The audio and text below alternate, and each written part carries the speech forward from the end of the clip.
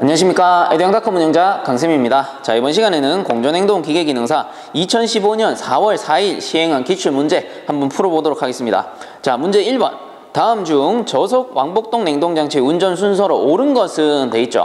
자, 그래서 냉동장치 운전 순서라고 해가지고 제가 지금 구성도를 그려뒀는데, 자, 냉동장치의 운전 순서라는 거는 가장 중요한 게 뭔지 일단은 따져보셔야 돼요. 이 냉동장치에서 가장 중요한 건 뭘까? 당연히 압축기겠죠. 왜? 압축기가 심장 역할을 하는 거잖아요. 냉동장치의 심장 역할을 하는 거란 말이에요. 그래서 가장 먼저 봐줘야 될 게 뭐냐면은 압축기 내에는 뭐가 있다? 윤활유가 들었죠. 그래서 제일 먼저 해야 될 게 윤활유의 상태 및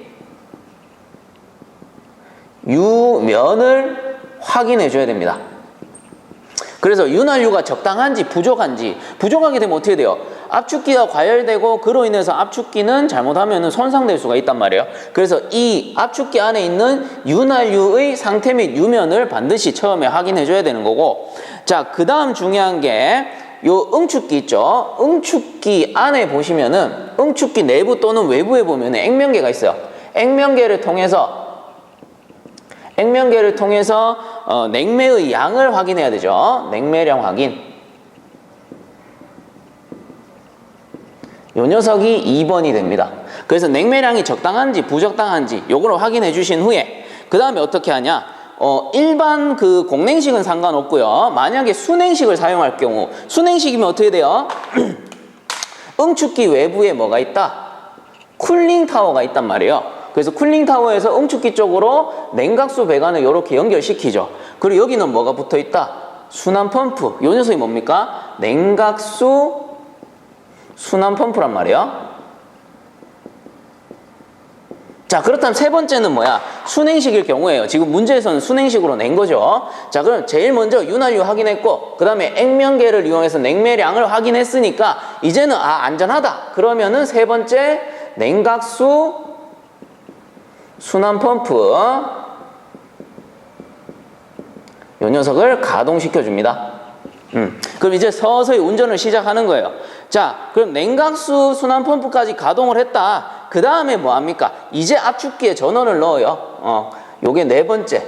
압축기 기동 또는 지금 문제에서는 시동이라고 되어 있죠. 그래서 모터를 기동한다. 또는 뭐 지금 문제에서는 시동 이렇게 적혀 있는 거죠. 자, 이렇게 하면 이제 네 번째까지 끝이 나는 거예요. 그럼 이제 압축기가 돌아가는 거예요. 그럼 정상적으로 운전이 되는데 처음에는 어떻게 돼 있다? 이쪽에 스톱 밸브, 요게 뭐냐면 흡입 지변이라고도 하고 스톱 밸브라고도 합니다. 요 녀석이 냉동장치가 꺼져 있을 땐 잠겨 있단 말이에요. 왜? 액냉매가 넘어와서 리퀴드백이 일어나는 걸 방지하기 위해서 잠겨 있어요. 그럼 마지막에 해야 될 건 뭐야? 이제 다 돌아가니까 다섯 번째 요게 흡입 측 스톱 밸브를 연다. 자, 이렇게 되겠죠. 그래서 다시 한번 복습하면 제일 먼저 뭐 해줘야 돼? 압축기라는 심장에 있는 윤활유의 상태 및 유면을 확인해 줘야 되고, 그 다음에 두 번째 액면계를 이용해서 응축기 쪽에 냉매량을 확인한다. 그죠? 그 다음 세 번째, 이제 확인이 다 끝났으니까 순환 펌프 작동시키고 그 다음에 압축기에 시동을 거는 거죠. 그 다음 마지막에 흡입축 스톱 밸브를 연다. 이렇게 해주시면 돼요. 그래서 이 문제의 보기와 알맞는 답은, 자, 보기에 순서대로 적어드리면 5번, 자, 윤활유 확인이죠. 그 다음 4번 냉매량 확인, 그 다음 3번 냉각수 펌프 기동, 그 다음에 2번이 아니고 압축기 시동 1번, 그 다음에 2번이 되겠죠. 그래서 5, 4, 3, 1, 2 몇 번입니까? 1번의 답은 3번이 되겠다. 자, 그 다음 2번 문제. 전기 스위치 조작 시 오른손으로 하기를 권장하는 이유로 가장 적당한 것은 뭐예요? 심장과 거리가 멀죠. 자, 보세요. 왼손, 오른손 있을 때 왼손이 심장에 가깝고 오른손이 심장과 멀단 말이에요. 그래서 왼손보다는 오른손이 전기 작업할 땐 조금 안전하다. 이런 개념이죠. 근데 사실 둘 다 이제 전기가 들어오면 위험하긴 하는 거죠. 그나마 오른손이 낫다. 그래서 2번의 답은 1번. 심장에 전류가 직접 흐르지 않도록 하기 위하여 1번이 답이 됩니다.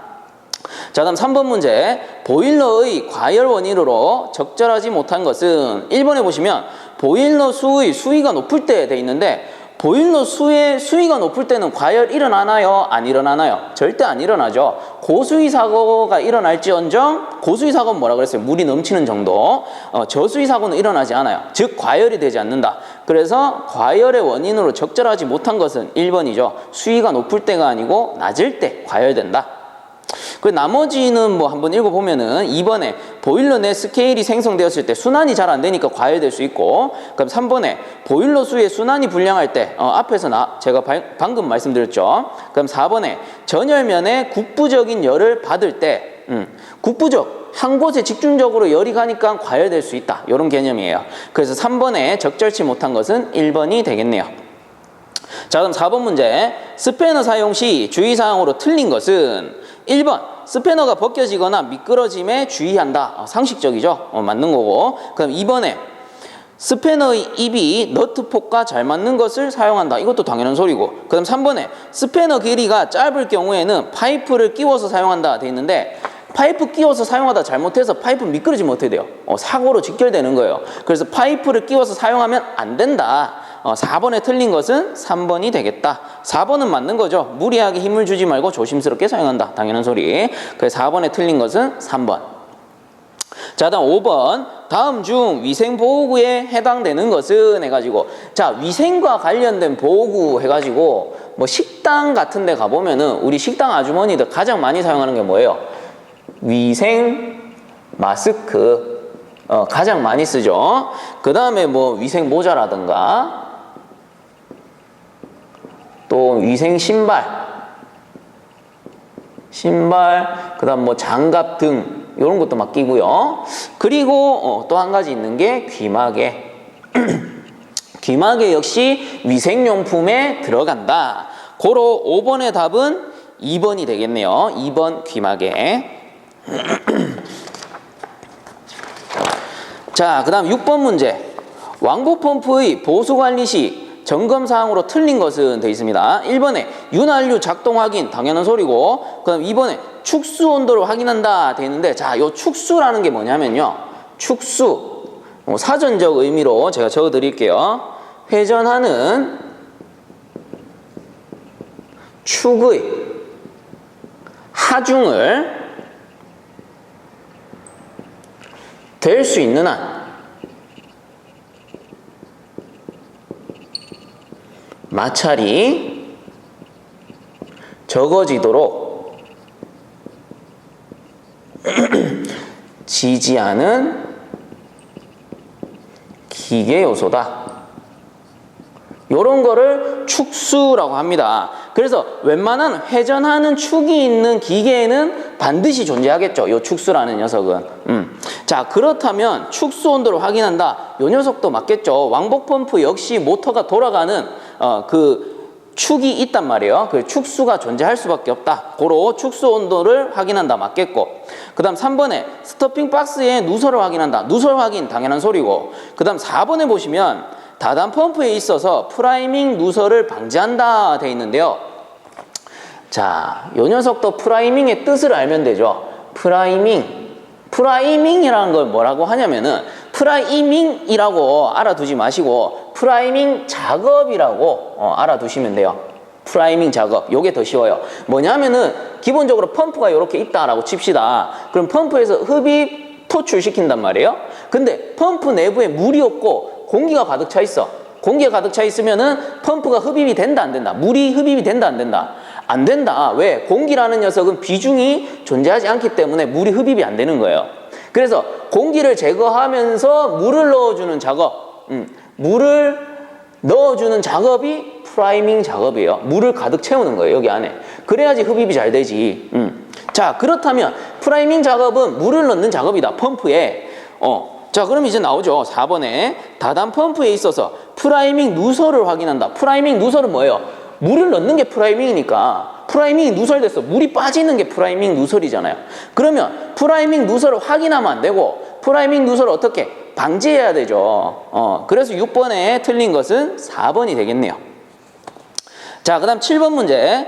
작업복 선정 시 유의사항으로 틀린 것은 해가지고 1번에 작업복의 스타일은 착용자의 연령, 성별 등을 고려할 필요가 없다 돼 있는데 연령, 성별, 이 사람이 체구가 적냐 크냐 다 고려를 해줘야 되죠. 그래서 틀린 것은 1번이네요. 나머지는 맞으니까 한 번씩 읽어보시고요. 자, 그다음 8번에 안전보건관리 책임자의 직무에 가장 거리가 먼 것은 돼 있습니다. 1번 산업재해의 원인 조사 및 재발 방지 대책 수립에 관한 사항, 당연한 소리고, 그 다음 2번에 안전에 관한 조직 편성 및 예산 책정에 관한 사항 돼 있는데 안전보건관리 직무자와 예산, 즉 돈하고는 전혀 관계가 없어요. 그리고 조직 편성은 누가 한다? 대표 또는 직무 담당자가 해야 되는 거죠. 그래서 안전보건관리자랑은 관계가 좀 멀겠다. 고로 8번에 거리가 먼 것은 2번이 되겠습니다. 자, 그 다음 9번 문제. 가스 집합 용접 장치의 배관을 하는 경우 주간, 분기간에 안전기를 설치하는데 이는 하나의 취관에 몇 개 이상의 안전기를 설치해야 하는가? 자, 이건 그냥 외워주세요. 답은 2번 2개. 자, 그 다음 10번 문제. 전동공구 사용상의 안전수칙이 아닌 것은? 자, 1번에 전기 드릴로 아주 작은 물건이나 긴 물건을 작업할 때 지그를 사용한다 돼 있는데, 자, 전동공구 가장 간단하게 생각해보면 우리 드릴링 머신 있죠. 드릴링 머신 같은 경우 철판을 이렇게 뚫을 때 사용한단 말이에요. 근데 그 철판이 너무 작아. 철판이 이만한 거는 내가 드릴로 이렇게 뚫을 수 있어. 근데 철판이 요만큼 작아요. 그럼 어떻게 합니까? 지그를 물린다던가, 우리 현장에 계신 분들 어떻게 해요? 바이스 플라이 가지고 탁 잡아놓고, 그죠? 거기다 구멍을 딱 뚫는단 말이에요. 그래서 1번 설명 맞다 틀리다?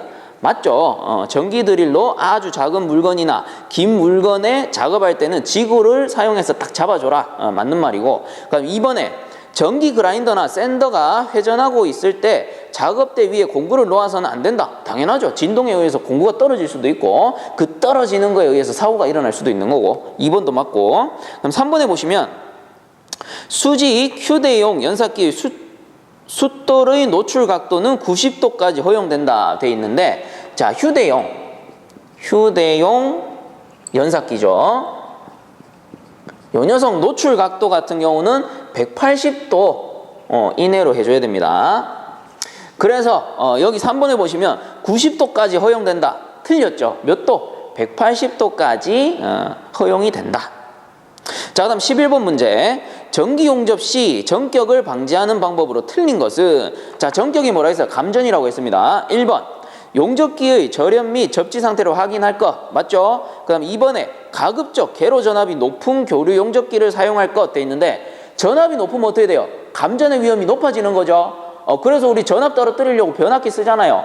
고로 전압이 높은 교류 용접기 사용할 것 틀렸죠. 그래서 11번에 틀린 것은 2번이 되겠다. 나머지는 맞으니까 한 번씩 더 읽어보시고요. 자, 12번 소화기 보관상의 주의사항으로 틀린 것은?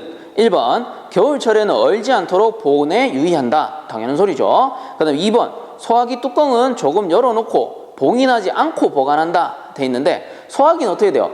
그 안에 압력이 어때? 대기압이 아니죠. 대기압보다 높단 말이에요. 그래서 봉인하지 않고 보관하면 어떻게 돼? 질질 새 나올 수도 있고 터질 수도 있는 거예요. 그래서 우리가 비치할 때 어떻게 완전히 봉인해두고 쓰는 거예요. 그래서 12번에 틀린 것은 2번이 되겠죠. 소화기 뚜껑은 조금 열어놓고 봉인하는 게 아니고 완전 밀폐시킨다. 자, 그 다음 13번. 다음 중 점화원으로 볼 수 없는 것은 돼 있죠. 자, 점화원 하기 전에 우리 연소의 3대 구성 요소 한번 복습해 봅시다. 자, 3개. 연소의 3대 구성 요소 3가지. 가연물, 그리고 점화원, 마지막 한 개가 산소였죠. 자, 그럼 요 녀석들 3가지가 있어야지만 불이 붙어서 유지가 된다. 즉 연소가 된다라는 건데, 그렇다면 가연물은 뭐였어요?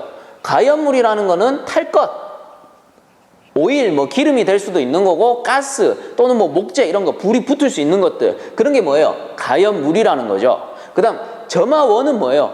불이 붙지 않았을 때 최초의 불을 발생시킬 수 있는 요인 뭡니까? 스파크 불꽃, 그죠? 그래서 점화원이라는 거는 불꽃이다. 그 다음 산소라는 건 뭡니까? 산소는 조연성이죠. 조연성은 뭡니까? 연소를 돕는다. 그리고 불이 붙었을 때 연소가 계속 이루어질 수 있도록 도와준다. 이렇게 해석하시면 되는 거고. 자, 그렇다면 13번으로 돌아가가지고 다음 중 점화원으로 볼 수 없는 거. 자, 점화원은 뭐라고 했어요? 불꽃이다. 불꽃이다. 그러면은 1번에 전기불꽃 맞죠?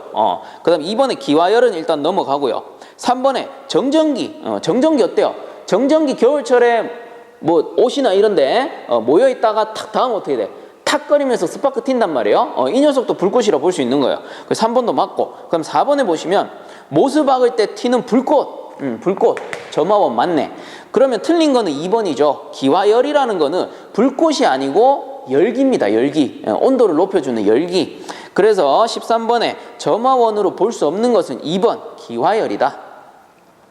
자, 다음 14번 교류 아크 용접기 사용 시 안전유의사항으로 틀린 것은 자, 1번에 용접 변압기의 1차 측 전로는 하나의 용접기에 대하여 2개의 개폐기로 할 것 돼 있는데 용접기가 하나일 때는 1개의 개폐기로 사용이 가능하죠. 그래서 14번에 틀린 것은 1번이 됩니다. 2개가 아니고 1개. 그 2, 3, 4번은 맞으니까 한 번씩들 읽어보시고요. 자, 그다음 15번 근로자가 안전하게 통행할 수 있도록 통로에는 몇 럭스 이상의 조명시설을 해야 하는가 해서 여기서 나오는 럭스라는 거는 조명의 밝기예요. 밝기. 그래서 통로의 밝기 같은 경우는 75룩스로 합니다. 자, 그래서 15번의 답은 4번이 되겠네요. 75. 자, 그다음 16번 암모니아 냉매 배관을 설치할 때 시공 방법으로 틀린 것은 자, 1번 관이은 패킹 재료는 천연 고무를 사용한다. 왜? 인조 고무를 부식시키죠. 1번 맞고. 그 다음 2번에 흡입관에는 U트랩을 설치한다 돼 있는데 자, U트랩을 설치하는 냉동기는 뭡니까? 프레온 냉동기죠. 암모니아가 아니고. 그래서 프레온 같은 경우는 오일이나 액이 넘어오면서 고압으로 넘어오다 보니까 압축기를 때려버린단 말이에요. 뭐예요? 오일 해머링 또는 액 해머링이 발생할 수 있기 때문에 이런 U트랩을 설치하는 거죠. 그래서 16번에 틀린 것은 2번 U트랩은 프레온에 사용한다. 나머지는 맞으니까 한 번씩들 읽어보시고요. 자, 그다음 17번 이원 냉동장치에 대한 설명 중 틀린 것은 해가지고 1번에 냉매는 주로 저온용과 고온용 1대1로 섞어서 사용한다 돼 있는데 자, 섞어서 사용하는 냉매는 뭐예요? 공비 혼합 냉매였어요. 근데 이원 냉동장치는 어때요? 요거는 냉동장치 자체가 1개, 그 다음에 2개 요렇게 해가지고 사용하는 게 이원 냉동장치잖아요. 그래서 고단측, 저단측이 있다 하면은 고단 냉매와 저단 냉매가 나누어져 있습니다. 혼합해서 사용하는 거 아니에요. 고로 17번에 틀린 것은 1번이 되겠죠. 자, 그 다음에 18번 문제. 팽창 밸브 본체와 온도 센서 및 전자 제어부를 조립함으로써 과열도 제어를 하는 특징을 가지며 바이메탈과 전열기가 조립된 부분과 니들 밸브 부분으로 구성된 팽창 밸브는 돼 있는데 자, 그냥 기억해 버리십시오. 바이메탈 나오면요, 얘는 뭐냐? 열전식이다. 열전식이다. 그래서 여기서는 바이메탈이 나왔기 때문에 답은 3번 열전식 팽창 밸브가 되겠습니다. 자, 그 다음 19번 다음 중 흡수식 냉동기의 용량 제어 방법이 아닌 것은 해가지고 자, 1, 2, 3번은 맞고요. 4번에 보시면 증기 압력 제어라는 거는 증기 압축식 냉동기예요. 그래서 19번에 아닌 것은 4번이 됩니다. 그래서 이거 간단하게 생각하시면 돼요. 우리 흡수식 냉동기는 어때? 4가지 구성 요소가 되잖아요. 4가지 구성 요소 중에 발생기를 이용한단 말이야. 발생기. 얘 다른 말로 뭐예요? 재생기라고도 하고. 그럼 이 녀석은 뭐를 이용합니까? 버너의 화학적 에너지 또는 열 에너지를 이용하죠. 그러면 1번에 구동 열원의 입구 제어. 열원을 제어하는 거죠. 그 다음 2번에 증기 토출 제어. 여기서 나가는 증기의 양을 조절해 주는 거죠. 그 다음에 3번에 발생기 공급 용액량 조절. 그건 뭐예요? 흡수기에서 넘어오는 용액을 조절한다. 조금 들어가면 용량이 좀 줄 거 아니에요. 그런 식으로 제어를 하는 거예요. 근데 4번에 증발기 압력 제어는 어디? 증기 압축식 냉동기에서 사용한다. 그 19번의 답은 4번이 되죠. 자, 다음 20번. 냉매의 특징에 관한 설명으로 옳은 것은 해가지고 1번에 암모니아는 물과 기름에 잘 녹는다 돼 있는데 물에는 잘 녹을지언정 기름에는 어때요? 잘 안 섞여요. 그래서 1번 틀렸고. 그 다음 2번에 R12는 기름과 잘 용해하나 물에는 잘 녹지 않는다. 답은 2번이 맞아요. 일단 답은 2번이 맞고요. 그럼 3번은 왜 틀렸냐? R12는 암모니아보다 전열이 양호하다 돼 있는데 암모니아가 냉매적 특성이 가장 좋다라고 했죠. 고로 암모니아가 전열이 더욱 양호하다. 이렇게 보셔야 되고, 그 다음에 4번에 암모니아의 포화증기의 비중은 R12보다 작지만 R22보다 크다 돼 있는데요. 암모니아의 포화증기 비중이 가장 작아요. R12, R22보다 암모니아가 더 작은 겁니다. 그러므로 두 번째 줄 R22보다 크다라고 돼 있기 때문에 틀렸어요. 자, 그래서 20번에 맞는 것은 2번이 되겠다. 자, 다음 21번. 다음 순행식 응축기에 관한 설명으로 옳은 것은 1번 수온이 일정한 경우 유막 물때가 두껍게 부착하여도 수량을 증가하면 응축 압력에는 영향이 없다 돼 있는데 물때 끼면은 일단은 효율이 떨어진다고 보셔야 돼요. 수량이 아무리 증가하더라도. 그래서 영향이 있다. 그 다음 2번에 응축 부하가 크게 증가하면 응축 압력 상승에 영향을 준다. 요 놈이 맞겠네요. 맞는 것은 2번이 되겠고요. 3, 4번 왜 틀렸냐? 3번에 냉각 수량이 풍부한 경우에는 불응축 가스의 혼입 영향이 있겠죠. 불응축 가스의 혼입 영향은 있습니다. 그 다음 4번에 냉각 수량이 일정한 경우에는 수온에 의한 영향이 당연히 있겠죠. 수온이 낮을수록 응축 효율은 좋은 거잖아요. 그래서 21번에 옳은 것은 2번이 되겠다. 자, 다음 22번. 다음 중 등온 변화에 대한 설명으로 틀린 것은 해가지고, 자, 1번에 압력과 부피의 곱은 항상 일정하다. 요 놈 맞겠죠? 자, 등온 과정이라는 게 뭐예요? 온도가 일정한 과정이잖아요. 온도가 일정한 과정이기 때문에 보일샤르 법칙을 적어보면 T분의 PV는 T분의 PV와 같다. 1, 1, 1, 2, 2, 2 이렇게 같다인데 등온은 뭐예요? T가 일정하기 때문에 요 T가 사라지죠. 그러면 식을 다시 갖고 와보면 뭐예요? P1V1은 P2V2와 같다. 그죠? 그렇다면 1번에 압력과 부피의 곱은 항상 일정하다. 요 놈 두 개 곱하면 어떻게 돼요? 일정한 거죠. 등온 변화일 때.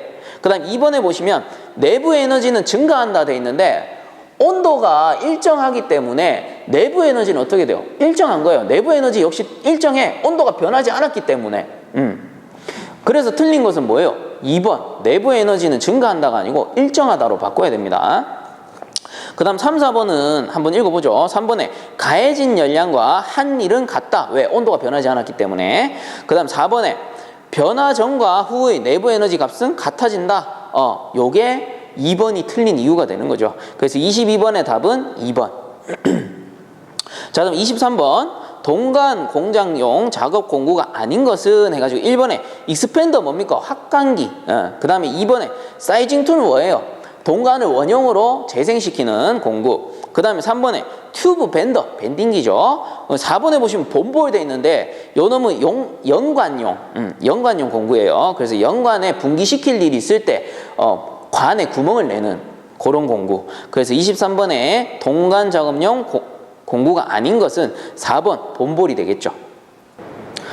자, 그 다음 24번 문제. 주로 저압증기나 온수배관에서 호칭지름이 작은 분기관에 이용되며 굴곡부에서 압력 강화가 생기는 이음새는 해가지고 보기에 보시면 슬리브형, 스위블형, 그 다음 루프형, 벨로즈형 이렇게 네 가지가 나오는데 이 네 가지는 뭡니까? 신축이음이죠. 신축이음이라는 건 뭐예요? 열에 대한 배관의 신축 팽창을 잡아주는 요 신축 팽창하게 되면 어떻게 돼요? 배관에 응력이 가해지면서 나중에는 치성이 생길 수도 있고 배관이 깨어질 수도 있는 거죠.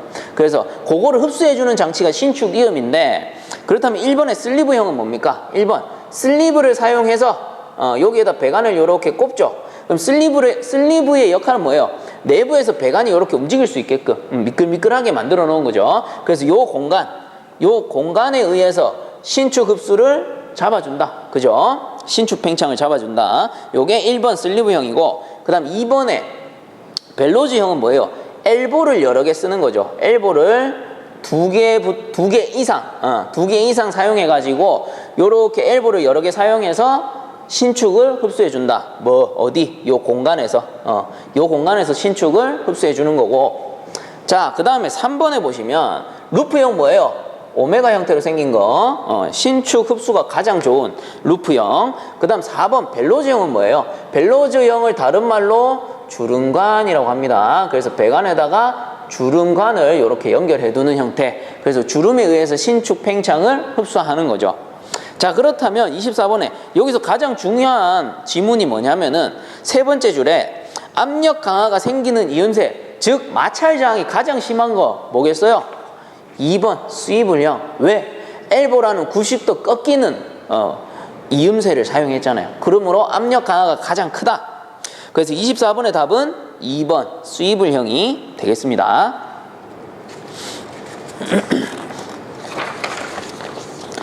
자, 그 다음 25번 유량이 적거나 고압일 때 유량 조절을 한층 더 엄밀하게 행할 목적으로 사용되는 것은 해가지고, 자, 1번에 보시면 콕 밸브, 그 다음 2번에 안전 밸브, 3번에 글로브 밸브, 4번에 앵글 밸브 돼 있는데, 자, 유량 조절 나오면 무조건 유량 조절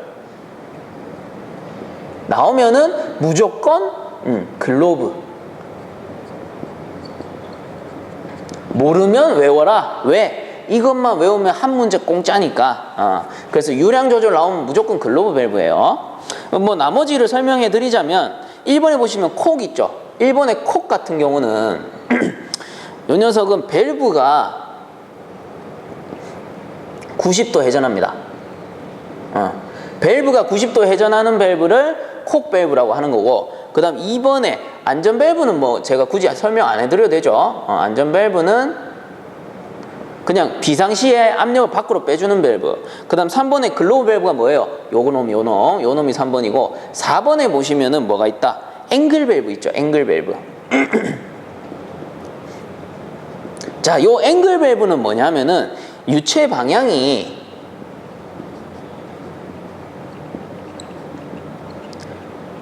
(90도) 꺾이는 밸브. 콕이랑 같은 거 아닙니까? 물어볼 수 있죠. 근데 콕하고 다른 게 뭐냐면은 콕 밸브는 밸브가 이렇게 있잖아요. 그리고 가운데 이렇게 밸브가 있어요. 요 밸브가 돌아가면서 유체의 흐름을 차단 또는 이제 통행을 시켜주는 거죠. 그래서 밸브가 어떻게 돼? 요게 90도만 회전하는 거야. 밸브가 이렇게 90도만 회전해요. 요거 가장 대표적인 게 우리 집안에 있는 가스 밸브 있죠. 가스 밸브 그 90도 회전하잖아요. 그 녀석이 거의 대부분 콕 밸브입니다. 콕 밸브. 90도만 이렇게 회전하는 거. 콕 밸브. 그 다음 앵글 밸브는 뭐였어요? 유체의 방향이 밸브가 꺾이는 게 아니에요. 유체의 방향이 90도 꺾이는 거. 요게 앵글 밸브예요. 두 개 다 뜻이 다르죠. 정확하게 구분해 주셔야 됩니다. 콕은 밸브가 이렇게 90도 돌아가는 거, 앵글 밸브는 유체가 90도 꺾이는 거. 이렇게 구분을 해주시고, 그래서 25번에 유량 조절하면 뭐다? 글로브 밸브다. 25번의 답은 4번이 되겠죠.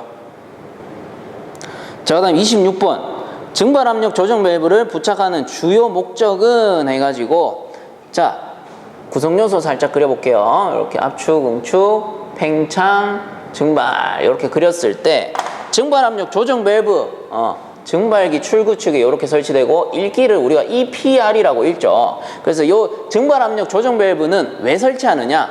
증발기가 장시간 운전될 경우에 압력이 엄청나게 떨어지죠. 압력이 엄청나게 떨어지면 온도도 같이 떨어지고 그로 인해서 엄청나게 심한 적상이 발생할 수 있어요.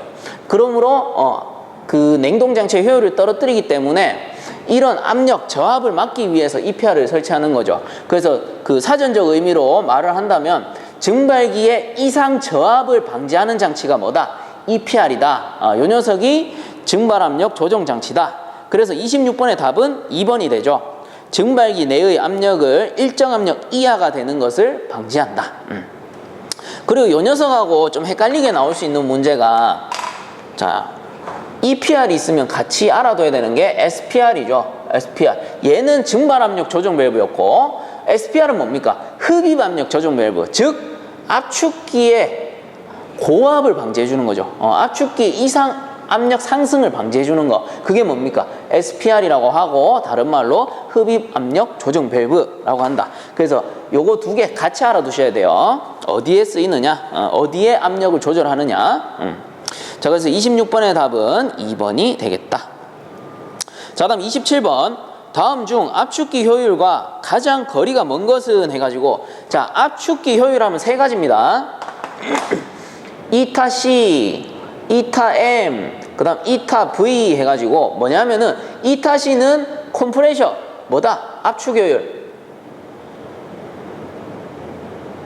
그리고 이타 M, M은 머신입니다. 뭡니까? 기계 효율. V는 뭐다? 최적이겠죠. 볼륨이라고 해서 최적이라고 하고, 그럼 이건 뭐예요? 최적 효율. 이렇게 세 가지밖에 없어요. 이타 C, 이타 M, 이타 V 해서 27번에 압축기 효율과 가장 거리가 먼 것은 4번이겠죠. 팽창 효율은 있다 없다? 없다. 자, 그럼 28번. 냉방 능력이 1냉동톤인 응축기에 10리터/민의 냉각수가 사용되었다. 냉각수 입구의 온도가 32도씨이면 출구 온도는 단 방열 개수는 1.2로 한다. 해서 자, 요거 공식 뭡니까? 공식 뭐다? 10리터/민 나왔으니까 Q는 GC 델타 T로 푸시면 되죠. 굳이 단위는 따로 적지 않을게요. 여태까지 많이 했기 때문에. 자, 그러면은 우선은 Q가 얼마? 1냉동톤인데 요거는 응축기죠. 응축기. 응축기이기 때문에 1냉동톤 3320kcal/h에다가 곱하기 방열 개수를 해줘야 된다. 그래야지 응축기에 열량이 나오는 거죠. 요게 Q가 되고, 그 다음에 G는 얼마? 10리터/민인데 물 1리터는 물 1kg과 같다. 그러면 이건 뭐예요? 10kg/민과 같은 거죠. 10kg/민과 같은 거란 말이에요. 자, 근데 민을 아워로 바꿔주려면 어떻게? 곱하기 60이 되겠다. 그죠? 그러면 이제 단위를 좀 생략하고 쓸게요. 10kg/h로 바꾸기 위해서 60을 곱해주는 거고요. 단위 환산이죠. 그 다음 곱하기 물의 비열은 1이었고요. 곱하기 입구 온도 빼기 출구 온도가 아니고 요거 이제 조심해야 돼요. 무조건 입구 출구가 되는 게 아니고 어떻게 봐야 되냐면 우선 응축기가 이렇게 있다라고 칩시다. 응축기에 냉매관이 이렇게 지나가죠. 냉매가 지나가요. 근데 잘 보세요. 이 문제에서는 냉매의 온도가 아닌 냉각수의 출구 온도를 구해라 라고 했잖아요. 그러면은 쿨링타워가 이렇게 있고요. 쿨링타워가 여기서 냉각수 배관이 이렇게 연결되죠. 들어가고 나가고. 그러면 냉각수 입장에서 봤을 때, 자, 요게 냉각수란 말이에요. 냉각수의 입구가 여기가 되고 출구가 여기가 된단 말이에요. 그럼 보세요. 냉각수 입구 온도 32도시다. 그러면 응축기랑 열교환했을 때 출구 온도는 입구 온도보다 높아요, 낮아요? 당연히 높아질 수밖에 없지. 응축기가 냉각수보다는 항상 온도가 높으니까. 고로 입구보다 출구가 높기 때문에 온도차 어떻게 해야 된다? 출구 온도. 출구 온도 빼기 입구 온도 32도씨 해줘야 되는 거죠. 그래서 이렇게 뭐가 큰지 확인하고 공식을 세워주셔야 돼요. 요거 헷갈리시는 분들 많아요. 모르면은 저처럼 이렇게 그냥 그림을 그려버리세요. 그리고 냉각수를 얘기하냐, 응축기를 얘기하냐, 냉매를 얘기하냐 확실하게 알아두셔야 됩니다. 자, 그럼 요거 지워버리고 출구 온도를 T-out으로 할게요. T-O, T-out입니다. T-out 빼기 32도. 자, 그러면은 이제 이항하면 되죠. T0는 자, 요런 거 다 밑으로 가니까 3320 곱하기 1.2 나누기 10 곱하기 60 곱하기 1이 되는 거고, 거기에다가 마이너스 32이기 때문에 넘어가면서 어떻게? 플러스 32가 되는 거잖아요. 자, 요대로 구해 보시게 되면은 38.6도씨가 되는 거죠. 자, 그래서 요 문제에서 주의할 거는 10kg/min이기 때문에 60을 곱해서 hour로 바꿔준 것이고, 그 다음에 출구 온도가 높냐 낮냐, 그것도 개념을 확실하게 잡아 두셔야 되는 거고, 그래서 답은 38.6도씨가 되고 28번의 답은 3번이 되겠죠. 38.6도씨. 자, 그 다음 29번 흡수식 냉동장치의 적용 대상으로 가장 거리가 먼 것은 해가지고 제가 항상 말씀드리죠. 흡수식 냉동기는 최한땅 온도를 떨어뜨리면 몇 도야? 상온 5도씨다. 최한땅 온도를 내리면은 상온 5도씨인 거예요. 그러면 얼음 얼릴 수 있다 없다? 못 얼린다. 고로 3번에 제빙 공장 아이고 사용 불가 이렇게 되는 거죠. 그래서 29번의 답은 3번 제빙용 공장이 되겠다. 자, 다음 30번 2단 압축 냉동장치에서 각각 다른 2대의 압축기를 사용하지 않고 한 대의 압축기가 2대의 압축기 역할을 할 수 있는 압축기는 우리 이론 시간 때 배웠어요. 답은 3번 콤파운드 압축기. 그래서 30번의 답은 3번. 자, 다음 31번 냉동 사이클에서 증발 온도가 마이너스 15도씨이고 과열도가 5도씨일 경우 압축기 가스 온도는 이런 문제는 참 땡큐한 거예요. 왜? 과열도가 5도씨다. 그럼 5도씨 올라간 거잖아요. 어떻게 구해? 5도씨 더하기 마이너스 15도씨 하면은 과열도를 빼준 값이 나오는 거잖아요. 그래서 이 녀석은 마이너스 10도씨. 답은 2번이 되겠다. 자, 그 다음 32번 시퀀스 제어에 속하지 않는 것은 해서 자, 시퀀스 제어 이 녀석을 뭐라고 합니까? 순차적 제어다. 즉 정해진 순서대로 동작하는 게 시퀀스 제어란 말이에요. 자, 그렇다면 하나씩 봅시다. 1번에 자동 전기밥솥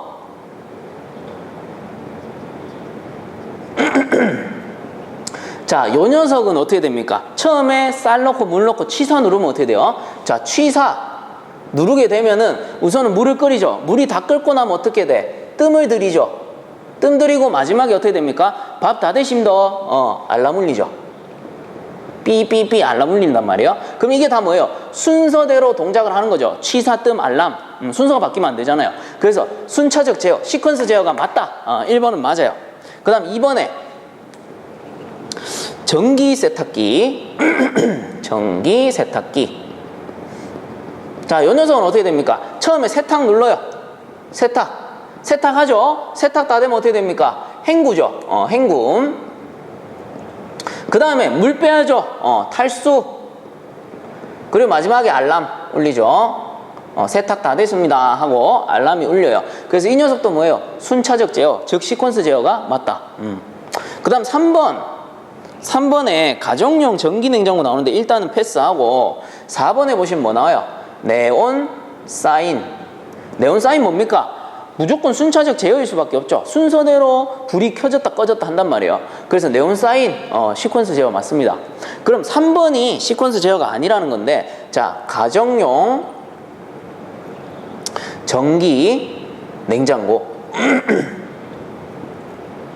사실 옛날 가정용 냉장고 말고 요즘 그 냉장고 같은 경우는 시퀀스 제어가 들어가 있어요. 왜냐하면은 뭐 오일 포밍을 방지하기 위해서 그 작동 정지 시 냉장고가 꺼질 경우에 뭐 물론 냉장고가 꺼지는 일은 잘 없겠지만 냉장고가 꺼질 경우에 응축기를 조금 늦게 꺼지게 한다거나 요런 순서를 만들어 놓은 거죠. 그런 제어라면 시퀀스 제어가 맞아요. 근데 지금 이 문제에서 묻는 거는 여기서 말하는 가정용 전기 냉장고는 뭐를 생각하셔야 되냐면은 우리 모텔방이나 여관방 가보면은 정말 소형 냉장고 있잖아요. 쪼매나게 물병 뭐 캔류 이런 것만 들어갈 수 있는 소형 냉장고. 그런 냉장고는 시퀀스 제어가 아니고 온오프 제어입니다. 온오프 제어. 켜졌다 꺼졌다 요거밖에 못해요. 순서대로 작동을 못해요. 그래서 답은 3번이 된다. 가정용 전기 냉장고 요 녀석은 아주 소형 냉장고를 얘기하는 거기 때문에 온오프 제어밖에 안 된다. 자, 그래서 32번의 답은 3번이 되겠죠. 가정용 전기 냉장고 온오프 제어밖에 안 된다. 자, 그 다음 33번 2000W의 전기가 1시간 일한 양을 열량으로 표현하면 얼마인가 해서 자, 주어진 게 지금 2000W 요거를 열량으로 바꿔라. 얼마 동안? 1시간 동안 일한 열량이기 때문에 뭘로 바꿔야 된다? 키로 kcal/h로 바꿔주셔야 됩니다. 그럼 우리가 알고 있는 거 있죠? 1kW는 얼마다? 860 kcal/h니까 여기서 구하는 건 뭐야? 와트죠, 와트. 그럼 와트로 바꾸게 되면 어떻게 돼요? 와트로 바꾸면 하나, 둘, 셋, 점 0 되니까 1와트는 0.86이잖아요. kcal/h. 그렇다면 구한 거지. 와트니까 0.86 곱해주면 되잖아요. 그래서 2000 와트 곱하기 0.86 kcal/h per 와트가 되는 거죠. 이렇게 되는 거예요, 공식이. 그러면 와트가 사라지고 답은 1720 kcal/h가 되겠다. 자, 그래서 33번의 답은 4번이 되죠. 1720 kcal/h. 자, 다음 34번에 엔탈피의 단위로 옳은 것은, 엔탈피 우리 많이 했어요. 엔탈피 H는 단위가 뭐다? kcal/kg이다. 단위 중량당 열량이다. 자, 그래서 답은 1번. 자, 그 다음에 35번. 마이너스 15도씨의 건조도가 0인 암모니아 가스를 교축 팽창시켰을 때 변화가 없는 것은 해가지고 여기서 뭐 온도 주어주고 했는데요. 이 온도 그냥 무시하시면 돼요. 몰레르선도 딱 그려놨을 때 뭡니까? 압축, 응축, 팽창, 증발이죠. 그럼 여기서 묻는 거 뭐예요? 교축 팽창시켰다, 팽창시켰다 이렇게 내려가면 어떻게 됩니까? 팽창, 즉 팽창 밸브에서 교축시키게 되면은 PT가 감소하고 엔탈피는 일정했다 라고 저희가 배웠었죠. 그러면 35번에 교축 팽창시켰을 때 변화가 없는 것은 뭐다? 엔탈피. 엔탈피는 일정하니까. 그래서 35번의 답은 3번 엔탈피가 되겠죠. 자, 그렇게 해서 이번 시간은 여기서 마치도록 하고요. 본 강의가 도움되셨다면 유튜브 에듀영닷컴 검색 후에 구독과 함께 영상 하단에 보시면 따봉 버튼 있으니까 한 번씩만 눌러주시면 감사하겠습니다. 자, 수고들 많이 하셨습니다.